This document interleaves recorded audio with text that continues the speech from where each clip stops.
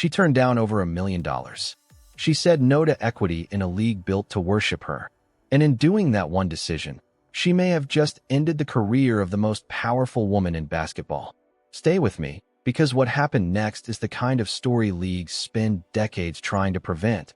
And it already happened, in real time, right in front of everyone. And almost nobody connected the dots until it was too late.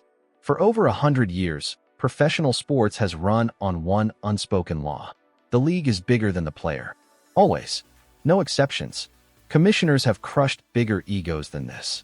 Institutions have outlasted legends, outlasted scandals, outlasted entire eras.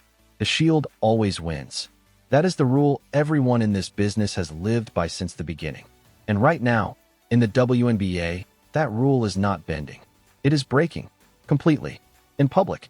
And the person responsible for breaking it does not even have 5 full seasons of professional experience. Her name is Caitlin Clark.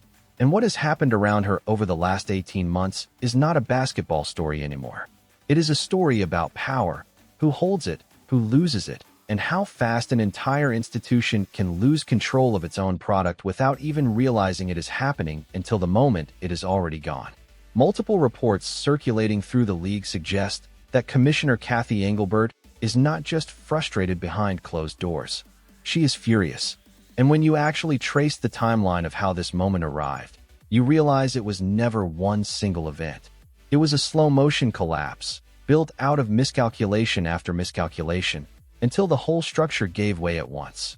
Let's start with the deal that lit the fuse, because the headline version of this story is not the real version. On paper, the WNBA just signed an 11-year, over $2 billion media rights agreement with NBC. That number, in the world of women's professional sports, is almost unheard of. Engelbert can walk up to a podium and call it historic. She can frame it as decades of hard work finally paying off, as proof the league built something real from nothing.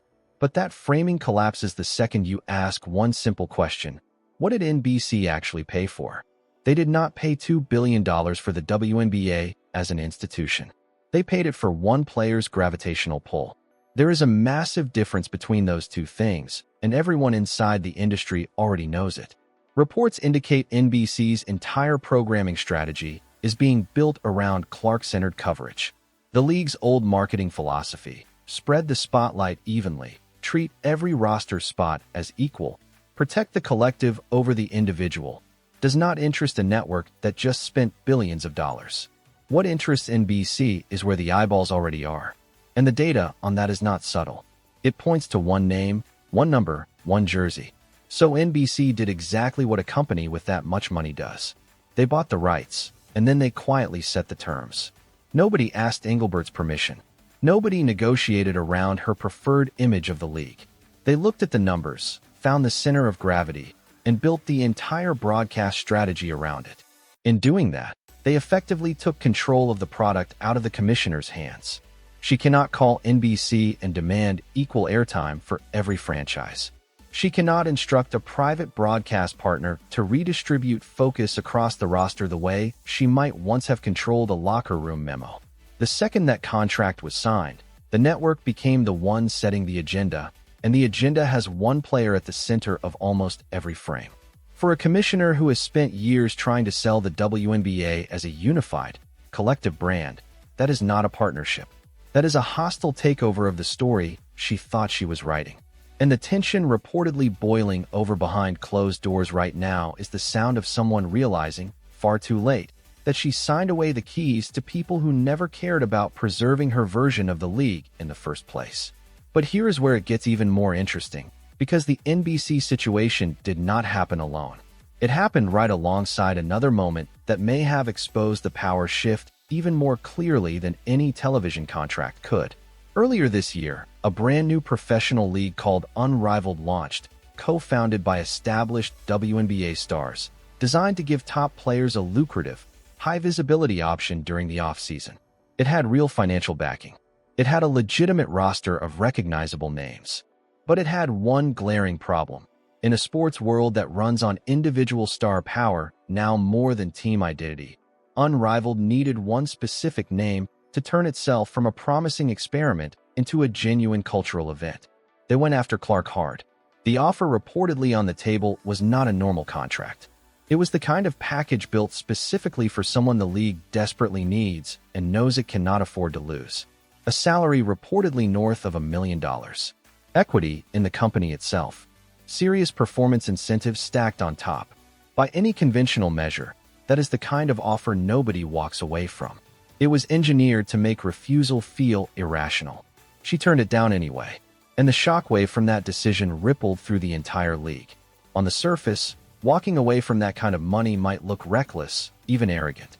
But look closer, and a completely different story emerges. By rejecting Unrivaled, Clark sent a message to every executive, every player, every sponsor, and every media company paying attention. She does not need somebody else's platform. She does not need external validation to build her own brand. She is constructing something entirely on her own terms, outside the existing power structure, and she has enough leverage to do it without asking anyone's permission first. For Engelbert, that rejection was not just an inconvenience. It was a warning shot. It told the entire establishment that the seat they were offering her at their table was never the only table available. And that level of independence, from a player barely 2 seasons into her professional career, is exactly the kind of thing that keeps a commissioner staring at the ceiling at 3 in the morning. To really understand why Engelbert's frustration has reportedly hit a boiling point, you have to rewind further to the moment she had a real chance to define her relationship with the most important player in league history, and chose the wrong path entirely. During Clark's rookie season, something uncomfortable played out night after night on courts across the country. Physical play that crossed well past the line of normal defensive intensity.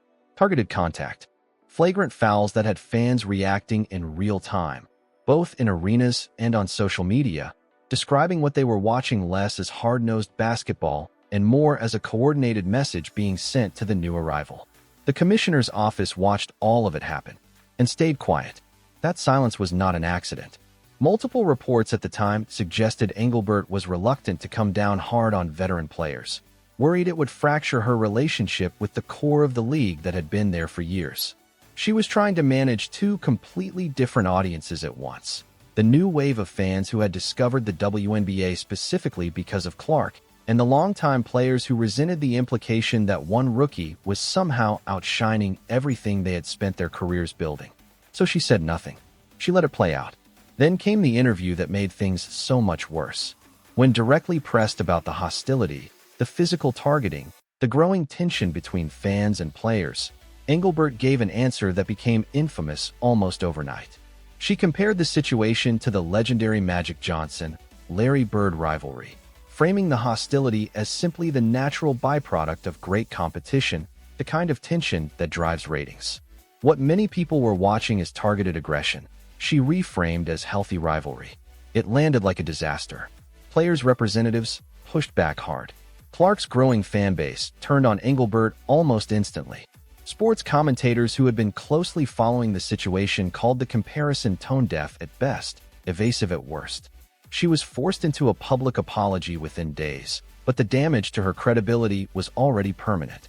She had shown the entire sports world, and shown Clark herself, that the person supposedly in charge of protecting the league's biggest star would not stand up for her when it actually mattered. That failure created a vacuum, and NBC walked straight into it. There is one chapter in this story that does not get discussed nearly as much as it should, but it might be the single most consequential piece of the entire puzzle. Last summer, when the roster for the U.S. Olympic basketball team was finalized for the Paris Games, Clark was left off it. The selection committee cited basketball reasons, fit, experience, the existing depth of talent already on the roster. On the surface, it was presented as a tough but defensible call made by people who understand the game at the highest level. Engelbert publicly backed the decision. What happened next became one of the most talked about storylines in all of women's sports. NBC, which held Olympic broadcast rights, was reportedly furious. Not disappointed, furious. Because the people running the numbers at NBC understood something the selection committee either missed or chose to ignore. Clark's presence on that Olympic roster would have driven viewership numbers for women's basketball that could have stood for decades. The advertising revenue from a Clark-led Olympic run alone would have been staggering. By leaving her off the roster, the establishment did not just make a basketball decision. They made a financial decision, and from where a $2 billion broadcast partner was sitting, they made it the wrong way. The NBC deal that followed has to be understood partly through that lens. When a network commits billions of dollars to a league and then watches that same league's leadership pass up an obvious opportunity to maximize its biggest asset, the network remembers. The intense, almost singular focus NBC has built its WNBA coverage around is not just organic enthusiasm for a great player. There is an element of correction baked into it, a quiet statement that says the old guard cost us once, and it will not happen again on our watch. Engelbert is now managing the fallout of a grudge held by a media partner with far more financial leverage than her own office. While all of that was unfolding at the commissioner level, a separate battle was playing out in public, one that exposed just how fragile the league's control over its own narrative had become. For months, a Hall of Fame veteran used her media platform to chip away at Clark's credibility, questioning her impact, using selectively framed comparisons to downplay her numbers, at times refusing to even say her name on air, a choice deliberate enough that audiences noticed almost immediately. Then, ahead of a nationally televised broadcast she was scheduled to work, she was quietly pulled from the assignment. The message from network executives could not have been clearer if they had held a press conference about it. A respected veteran voice was sidelined because her commentary was seen as a threat to the product, and the product, in the eyes of the people cutting the checks, was Clark. Other established veterans who had spent months publicly dismissing her influence on the league's growth watched that NBC contract land and suddenly found themselves facing an uncomfortable reckoning. Billions of dollars were not flowing into the league because of what had been built over the previous decade. They were flowing in because of one player who had been in the league for less than 2 full seasons. For Engelbert, that situation created an impossible position.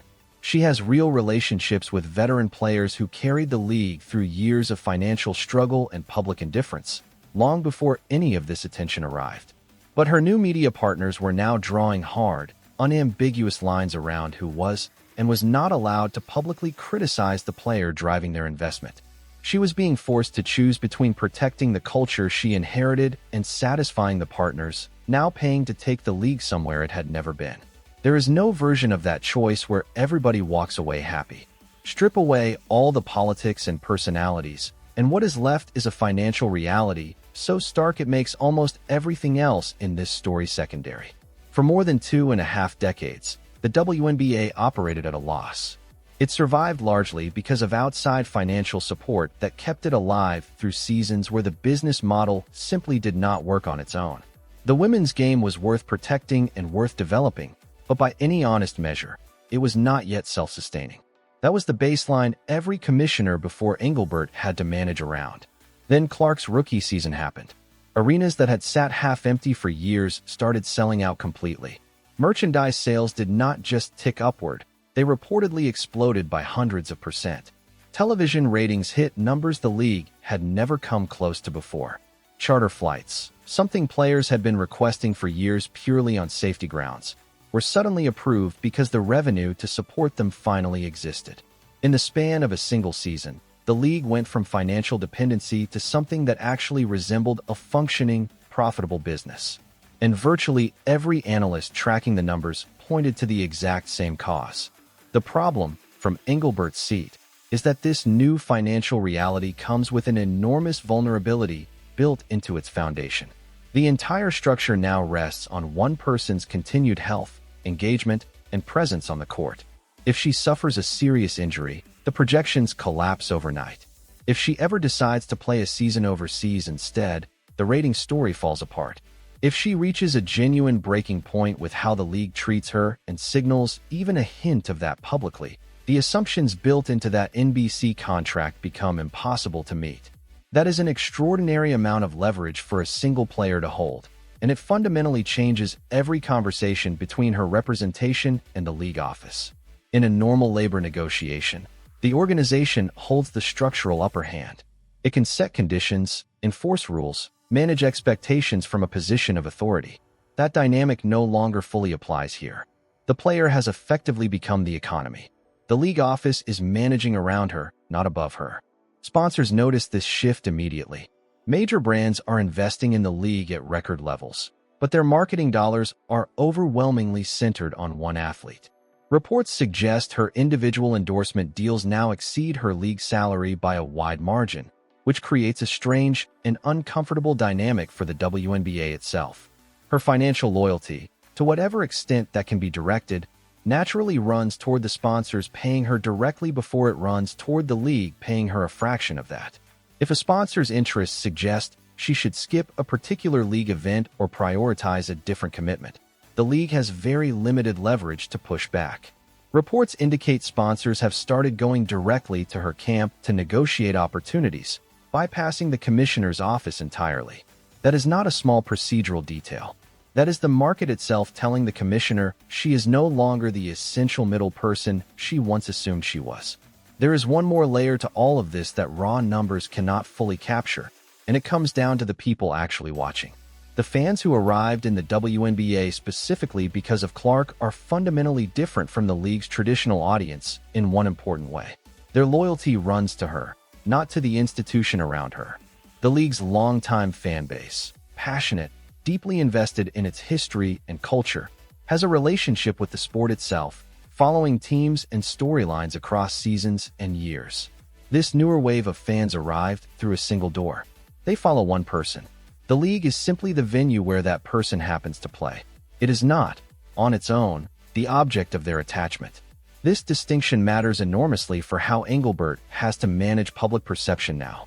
Every decision that appears to work against Clark's interests is not just a basketball decision anymore. It is a decision being watched by millions of fans who are actively deciding whether this institution even deserves to host their favorite athlete. And those fans are not staying quiet about it. Comment sections under league content routinely fill with calls for the commissioner's resignation, a pace and intensity that shows exactly who this audience has already decided is the villain of the story. From their perspective, the NBC deal is not just a business headline. It is confirmation. It tells them the largest media companies in the world agree with what they have been saying for 2 years, that she is the star, that the league's entire value proposition is now inseparable from her presence, and that anyone who spent the past season trying to minimize her impact was simply wrong. That validation has made this fan base louder, more confident, and far more demanding than before. And Engelbert has to absorb all of that pressure while simultaneously managing a locker room full of veterans who feel the exact opposite way. That balancing act is not just difficult. At this point, it may genuinely be impossible. The deeper story underneath all of this is about what the league quietly allowed to develop on the court, and how that culture is now colliding head-on with a broadcast partner whose cameras are not going to let anything slide. The physical targeting during her rookie year, the silence from the league office, the framing of fan outrage as something toxic rather than a legitimate response to what people were actually watching. All of that worked, barely, in a world where the WNBA was a niche product with limited broadcast reach. It does not work at all in a world where NBC is now bringing millions of casual sports fans to these games for the very first time. A casual viewer who tunes in because a highlight showed up on their phone does not carry the years of context longtime fans have built up. They see exactly what is put in front of them. And if what is in front of them is a hard, targeted foul that a referee lets slide, they are not going to read a nuanced think piece about competitive rivalries and league culture. They are going to talk about it loudly. And in the NBC era, that conversation does not stay contained on basketball social media anymore. It moves straight into national morning shows and mainstream evening broadcasts that have absolutely no institutional reason to protect the league's preferred version of events. Engelbert reportedly understands this, which puts her in the deeply uncomfortable position of now needing to crack down hard on the exact same behavior she previously allowed to slide unchecked. The veterans who felt protected by the league's silence are about to discover that protection evaporating. Not because the commissioner had some genuine change of heart, but because the broadcast partner writing the checks changed the stakes entirely. Looking ahead, the picture only gets more complicated for the commissioner's office. The league is actively expanding, with new franchises entering the picture, new markets, new money, and new storylines all arriving at once.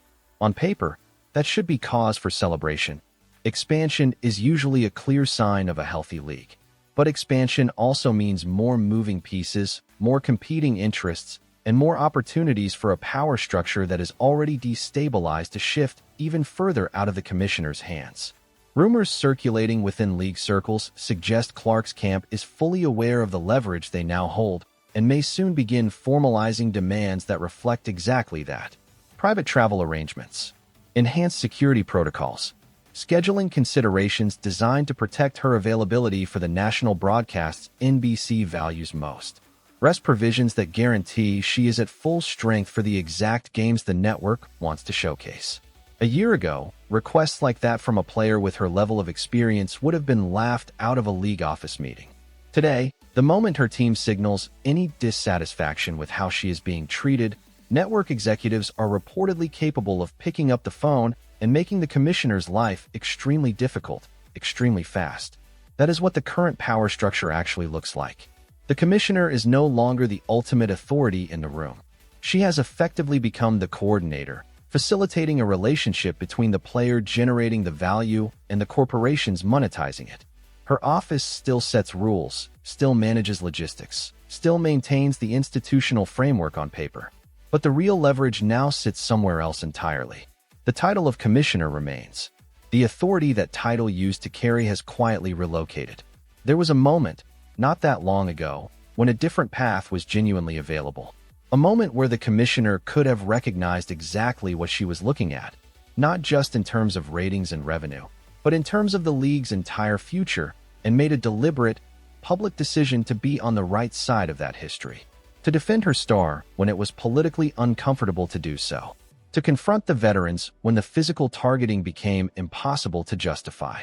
To look honestly at the Olympic roster decision and weigh the long-term cost of exclusion instead of the short-term comfort of going along with the committee. That choice was not made.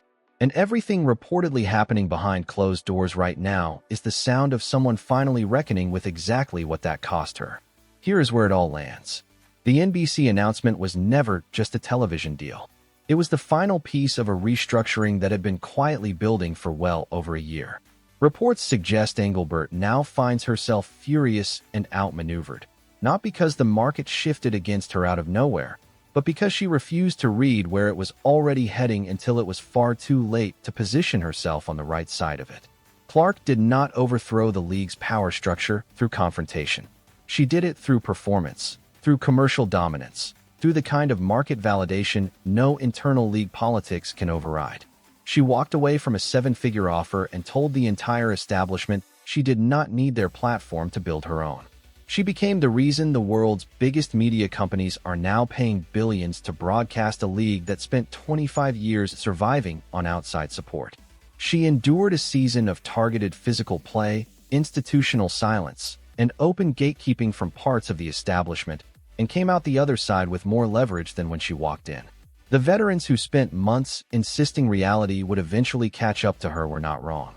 Reality did arrive. It just did not arrive the way any of them expected. It arrived in the form of a broadcast contract that quietly turned their own careers into a supporting storyline inside someone else's highlight reel. The league is not a passion project surviving on goodwill anymore. It is a real business now, with real corporate partners and real consequences attached to every wrong decision. And in business, when one person represents the overwhelming majority of your commercial value, you do not fight that person. You do not try to force them back into a structure that no longer reflects reality. You build the entire operation around them, or you get left behind by whoever eventually does. Right now, the commissioner is managing a league she no longer fully controls, a locker room divided along lines she helped create through years of hesitation, and a media relationship that has effectively made her accountable upward to corporate partners instead of downward to the players and teams she is supposed to oversee. This shift never announced itself with a press conference or an ultimatum. It arrived quietly, through a broadcast contract, through a rejected offer worth millions, through empty arenas that suddenly filled up overnight and merchandise numbers that shattered every record the league had on the books. The question hanging over everything now is whether the commissioner can find a way to adapt to a landscape she never predicted and clearly never fully controlled, or whether this era ends up remembered as the one that quietly cost her the job. Right now, every visible sign points toward the second outcome. And this still is not the end of it. There are early signs the league itself may be preparing to step directly into this situation in a much bigger way than anyone has publicly admitted yet. And what that move looks like, and what it means for everyone involved, is a story that is still being written in real time.